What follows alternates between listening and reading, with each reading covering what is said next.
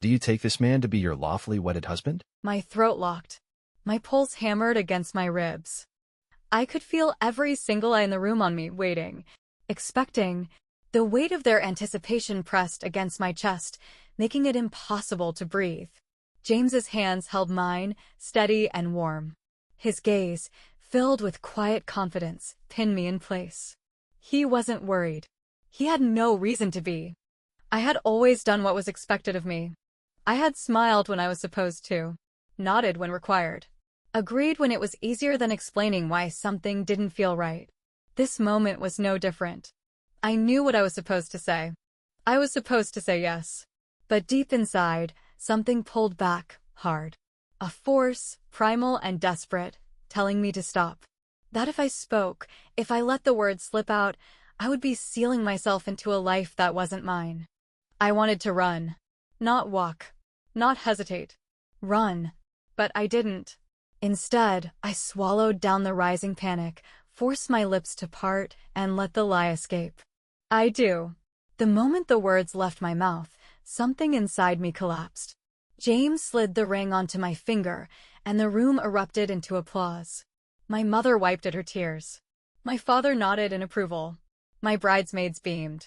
I smiled too, because that's what was expected. But inside, I knew I had just made the biggest mistake of my life.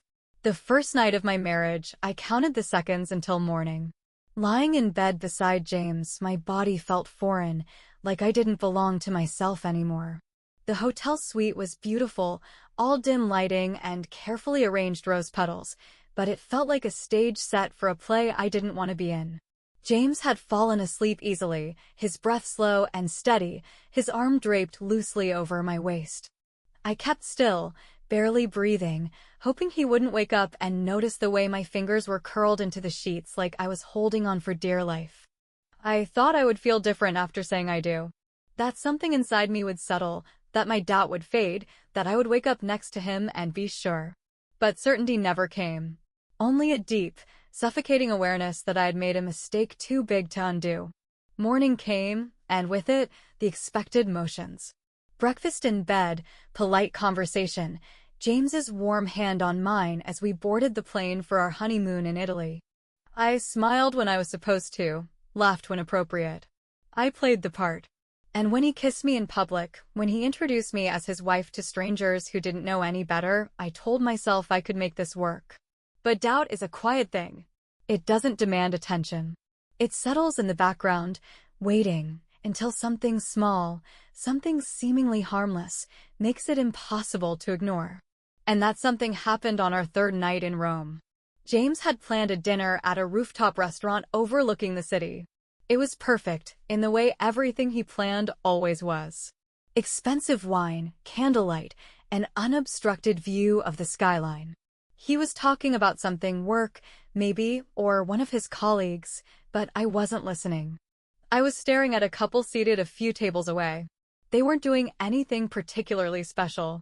Just talking, laughing between bites of pasta, leaning into each other with the ease of people who belong together. But it wasn't what they were doing that caught me. It was how they looked at each other. Like there was nowhere else they would rather be.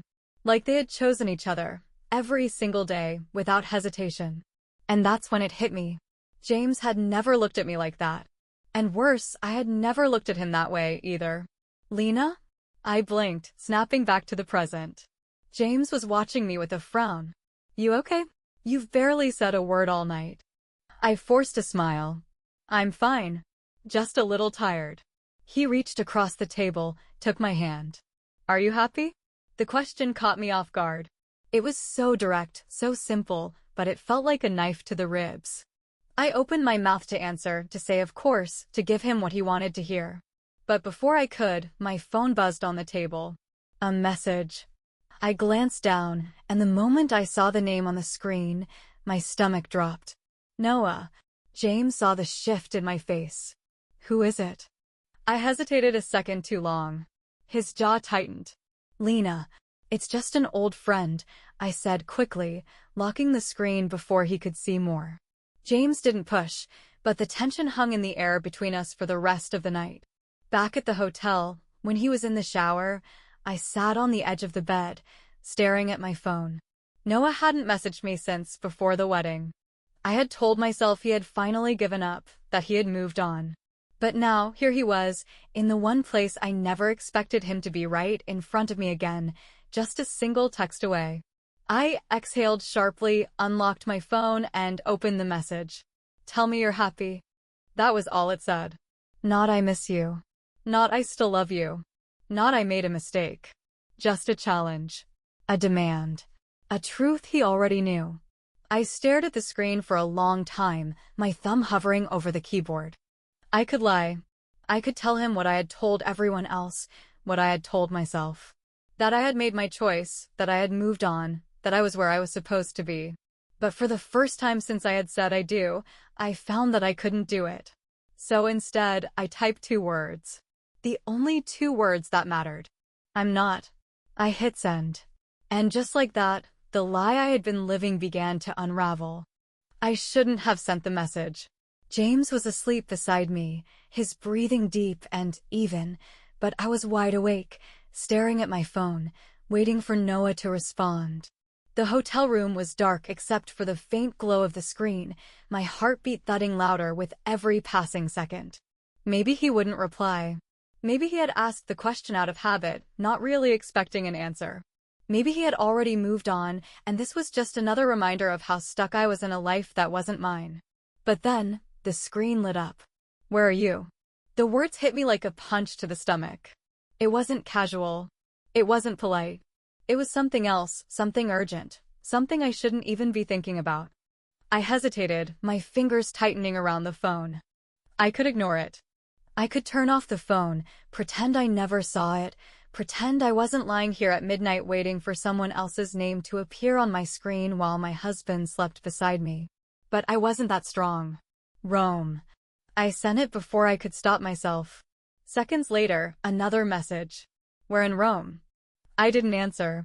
I turned off the screen, placed the phone face down on the nightstand, and forced myself to close my eyes. But sleep didn't come. The next morning, James kissed my forehead and told me he had a business call to take before breakfast. "Go ahead without me," he said, already scrolling through his emails. "I'll meet you at the cafe in an hour."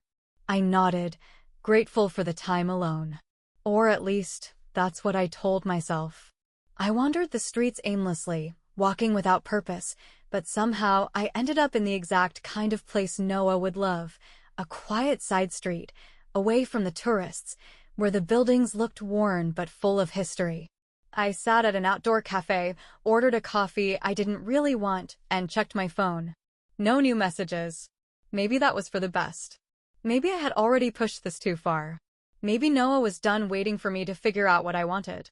I stared at my wedding ring, twisting it slightly, watching the way it caught the light. It still didn't feel like mine. Then a shadow fell across my table. I looked up, and my stomach clenched so hard I almost knocked over my coffee. Noah. He wasn't supposed to be here. That was my first thought. My second thought was that he looked exactly the same and somehow completely different all at once. He had always carried himself like someone who knew exactly what he wanted. But now, as he stood there, staring at me like he wasn't sure if I was real, there was something else in his expression. "Lena." His voice was quiet, controlled. I swallowed hard. "What are you doing here?" "You answered my text." "That's not an answer." He pulled out the chair across from me and sat down. I was already in Italy. I narrowed my eyes. That's a coincidence. Maybe. I didn't believe him. He leaned forward, resting his arms on the table, his gaze locked onto mine. "Are you happy?" It was the same question from last night, but now, spoken out loud, it felt heavier. There were no screens between us. No time to think. No way to avoid the truth. "I already told you." "Say it again."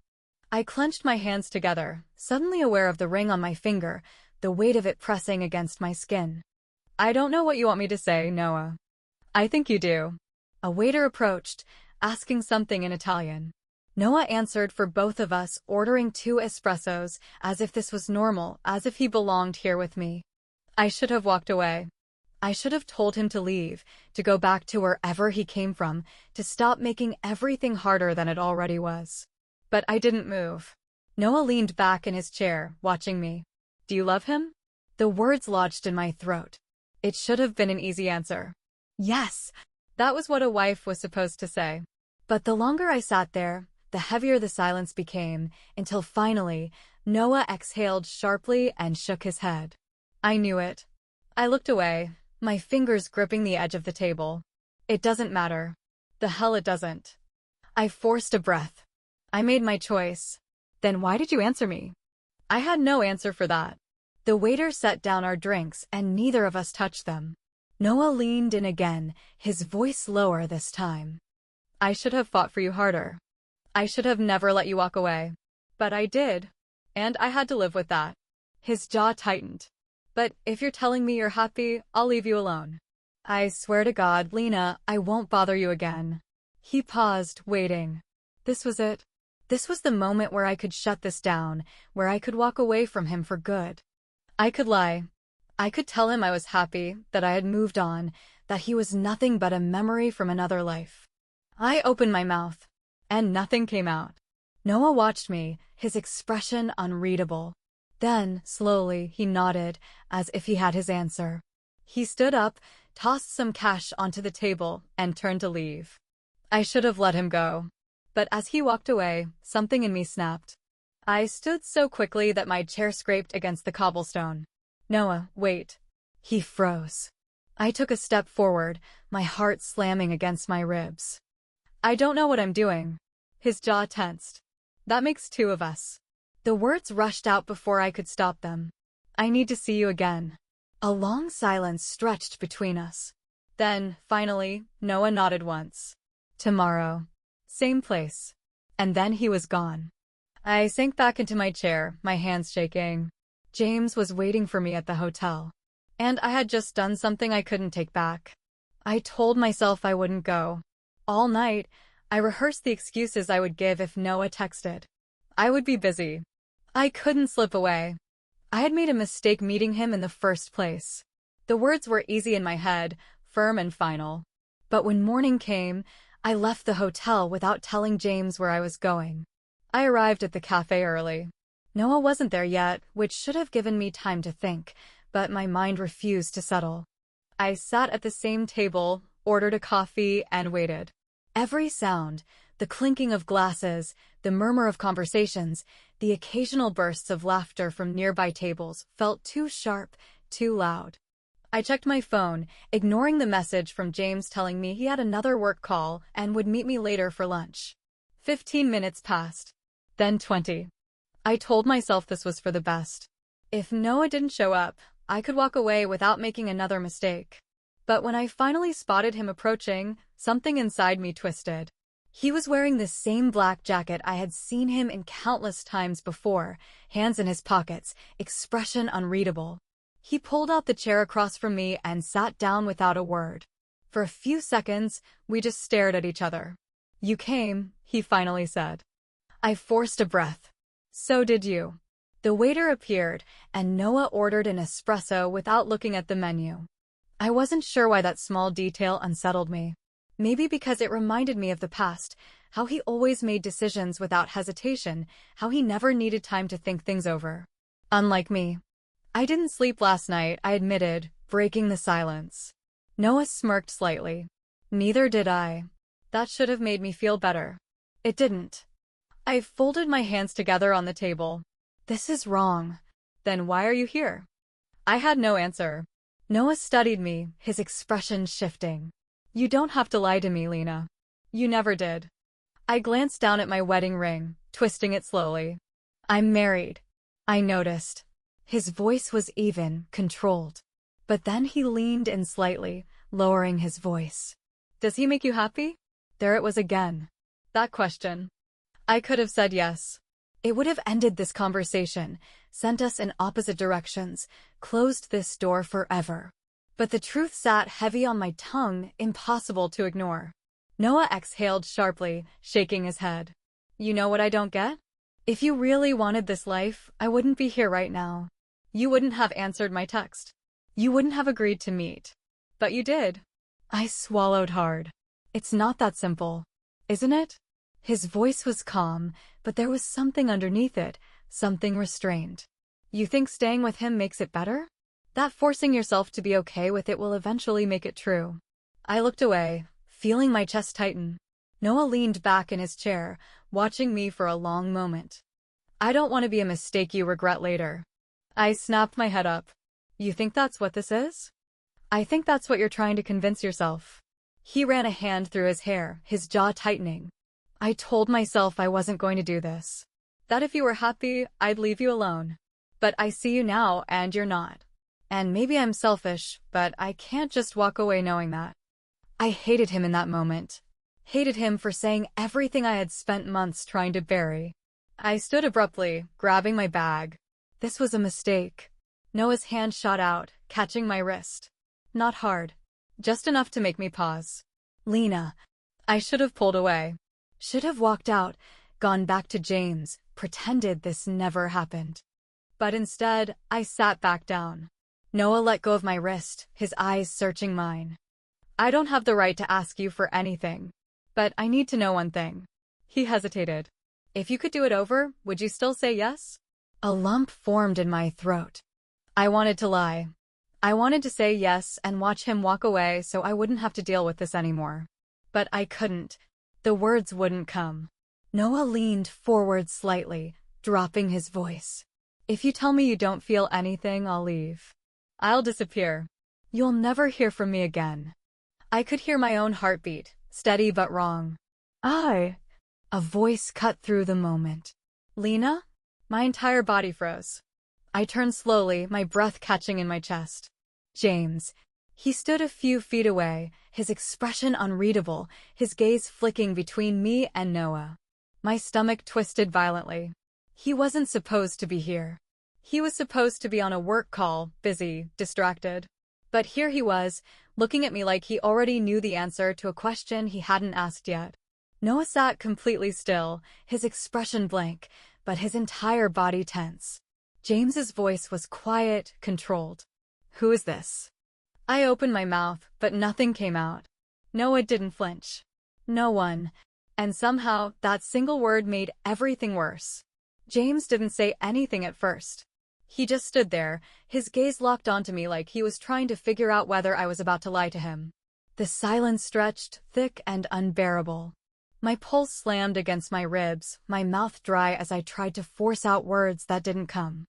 I had rehearsed 1,000 excuses in my head since the moment I agreed to meet Noah, but now, under James's stare, every single one of them disappeared.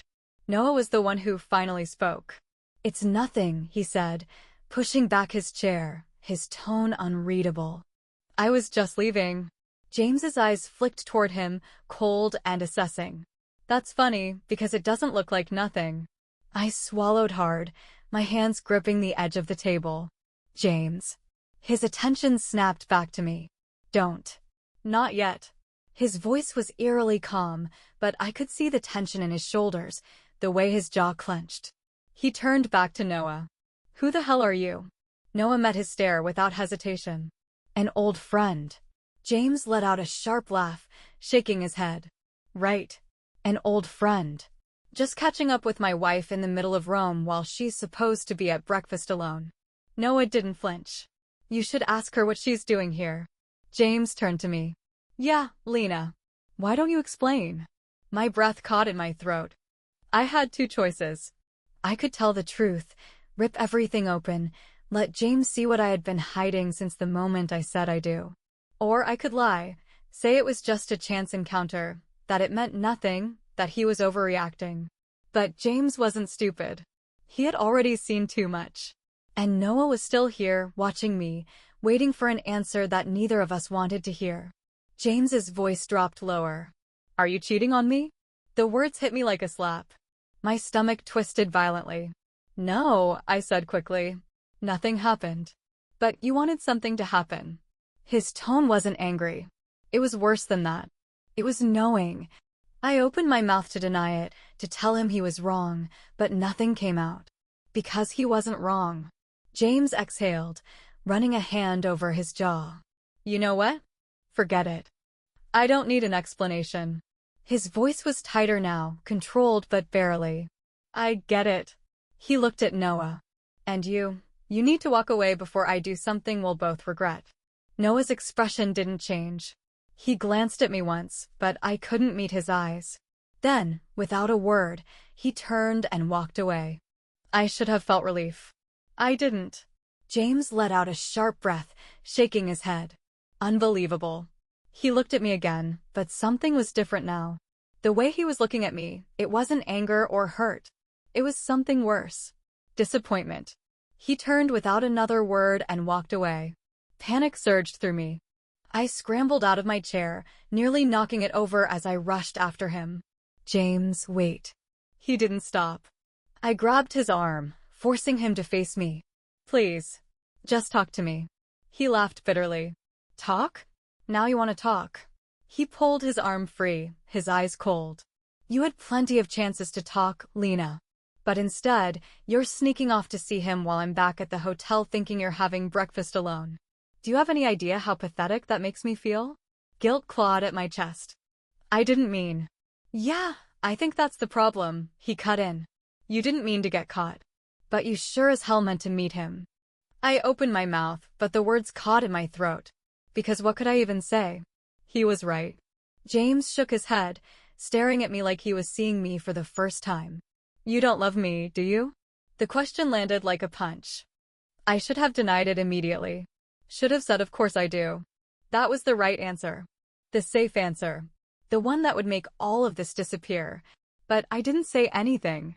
James exhaled sharply, looking away. Jesus. I can't believe I was so blind. I reached for his hand, but he pulled away before I could touch him. James, I never wanted to hurt you. But you did. His voice was flat. And the worst part? I think you knew you would before you even married me. The words knocked the air from my lungs. James let out a bitter laugh, shaking his head. I should have seen it. The way you hesitated at the altar. The way you've been since the wedding. I convinced myself it was just nerves, that you'd come around, but this... He gestured vaguely toward the empty cafe table, toward the space where Noah had been standing just minutes ago. This is proof, isn't it? Tears burned at my eyes. I wanted to make this work. James's eyes flicked to my wedding ring, then back to my face. No, Lena. You wanted to want this. He stepped back, shaking his head. And that's not the same thing. I opened my mouth to stop him, to fix this somehow, but he was already walking away. This time, I didn't chase him. I stood frozen in the middle of the street, my entire world unraveling around me. Because for the first time since this entire mess started, I had to face the truth I had been running from. James wasn't the only one who had been blind. I had been too. And now, I had finally run out of ways to pretend. I didn't go back to the hotel right away. I wandered through the streets, letting the crowds swallow me, letting the noise of the city drown out everything that had just happened. James was gone. Noah was gone. And I was standing in the wreckage of my own choices, unable to move, unable to figure out what came next. My phone buzzed in my hand, but I ignored it. I knew it wasn't James. He wouldn't call. Not after that. And if it was Noah, I wasn't ready to face whatever he had to say. I ended up at a small park, sitting on an empty bench, staring at nothing. Everything was unraveling too fast. I had spent so much time convincing myself I could hold my life together with half-truths and forced smiles, but now there was nothing left to hide behind. James knew. And that meant my marriage, whatever it had been, was already over. I just hadn't admitted it to myself yet. The truth settled over me slowly. I had never belonged in the life I had built with James. I had forced myself into it because it had been the easy choice, the safe one. I had ignored my doubts, silenced my instincts, and told myself I would grow into it, that love would follow. But love had never come. Not for James. And now, standing at the edge of everything falling apart, I felt something I hadn't expected. Relief. It didn't matter what happened next. Whether I ended up alone or with Noah or somewhere in between. The one thing I knew for sure was that I couldn't go back. My phone vibrated again, and this time, I glanced at the screen. A message. Noah, where are you? I stared at it for a long time. I could ignore it. I could walk away from both of them, start fresh, figure out who I was without being tied to either of them. But as much as I wanted to believe I could do that, I knew I wouldn't. Because Noah was still unfinished. I typed out a response before I could overthink it. Still in Rome. Seconds later, another message. Meet me. One last time. I hesitated. If I went to him, it would mean facing everything I had avoided for years. It would mean no more excuses. No more pretending. I wasn't sure I was ready for that. But I went anyway. I found him waiting outside a small hotel, leaning against his motorcycle, his arms crossed.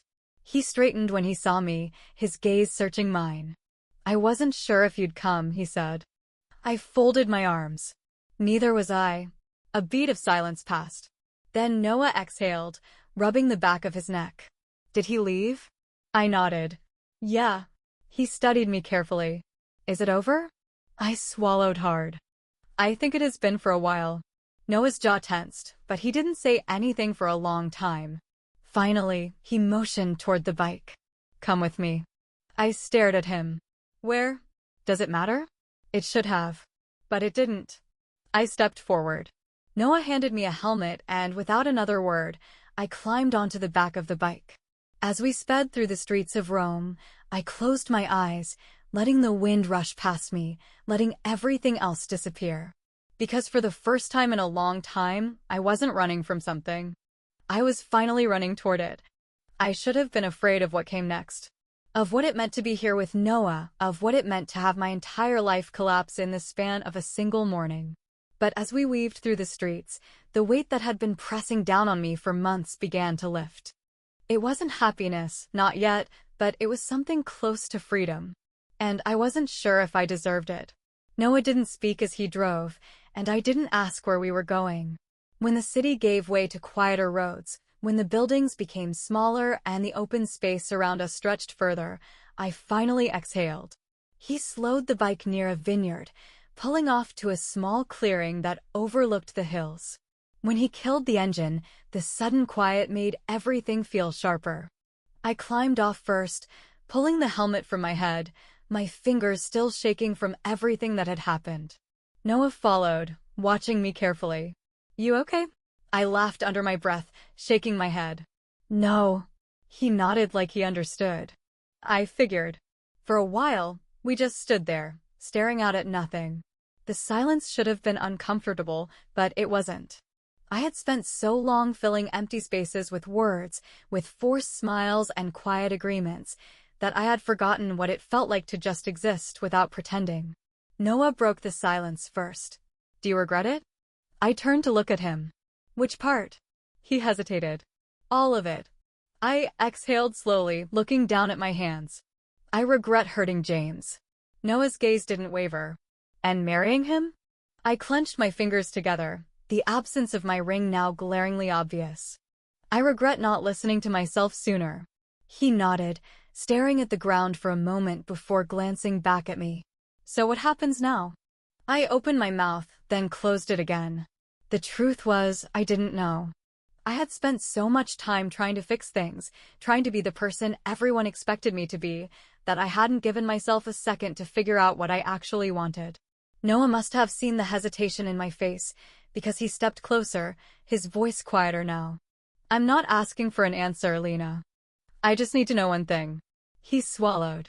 Was it ever really over for you? I could have lied. Could have told him that we had just been kids, that I had moved on, that James had been my real choice all along. But after everything, I was done lying. No, I admitted. It wasn't. Noah let out a slow breath, nodding once. Good. It wasn't a confession. It wasn't a promise. It was just the truth. And for the first time in a long time, that was enough. I didn't go back to the hotel. I knew James wouldn't be there. He had left before I could explain, before I had even figured out what I would have said. Maybe that was for the best. The look in his eyes when he walked away had been final. There was no fixing this. No apology that would make it hurt less. And even if there was, I wasn't sure I had the right to give it. Noah drove us back into the city, stopping outside a small guest house near the river. He didn't say anything as he handed me the spare helmet, and I didn't ask what came next. That was the difference between him and James. With James, there had always been an expectation, an unspoken pressure to be the person he believed I was. With Noah, there was only this moment. The next step didn't have to be planned. It just had to happen. Inside, the room was small but clean. A single bed, a desk, a window overlooking the quiet street below. Noah leaned against the door after locking it, watching me carefully. "You can stay here as long as you need," he said. "No pressure." I nodded, setting my bag on the desk. "Thanks. You should probably call him." I exhaled sharply. "James?" Noah nodded. "At least to let him know where you are." I hesitated, then reached for my phone. There were 3 missed calls. 1 from my mother. 2 from James. My chest tightened as I stared at his name on the screen. I owed him more than silence, but I didn't know what to say. I stepped toward the window, gripping the phone tighter, and hit call. It rang twice before he answered. "Lena." His voice was calm. Too calm. I swallowed hard. "I'm sorry." A long silence. Then a sigh. "I don't even know what I want you to say right now." "I don't either." Another pause. "Where are you?" I glanced at Noah, then back at the street. A hotel. James didn't respond at first. When he did, his voice was quiet. "With him?" I shut my eyes. Yes! I expected anger. Instead, he laughed under his breath, but it wasn't amused. "You know, I think I always knew." My stomach twisted. "James. Don't." His voice was sharper now. "Just don't. There's nothing left to explain, Lena. You made your choice." The finality in his words hit harder than I expected. He exhaled. "I'll call your parents. Tell them whatever you want me to say. You don't have to deal with them." Tears stung at my eyes. "I never wanted to hurt you." "But you did." Another silence. "Goodbye, Lena." The line went dead. I stared at my phone, gripping it so hard my hands ached. My throat burned, my chest tight. I had expected this, had known there was no other way this conversation could have gone, but that didn't make it easier. It didn't erase the damage I had done. Noah didn't say anything. He just stepped forward, took the phone from my hands, and set it on the desk. Then he pulled me against him, wrapping his arms around me like he had been waiting to do it for years. I sank into him, burying my face in his shoulder, letting myself break for the first time. I didn't know what came next. I didn't know if I would regret this tomorrow. But for now, for this moment, I finally let myself feel.